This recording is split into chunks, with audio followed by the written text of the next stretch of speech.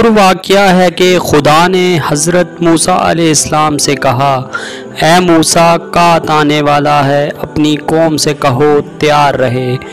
حضرت موسیٰ علیہ السلام نے اپنی قوم کو یہ پیغام پہنچا دیا۔ ان کی قوم نے اپنے گھروں کی دیواروں میں سوراخ بنا دیے تاکہ کات اور سختی کی صورت میں ساتھ والے گھر کی مدد کر سکیں، اور اس طرح یہ سخت دن گزر جائیں۔ کچھ وقت گزرا لیکن کات نہیں پڑا۔ حضرت موسیٰ علیہ السلام نے خدا سے وجہ پوچھی تو جواب ملا کہ تمہاری قوم نے آپس میں ایک دوسروں پر رحم کیا تو میں کیوں نہ ان پر رحم کروں، اسی لیے کات نازل نہیں کیا۔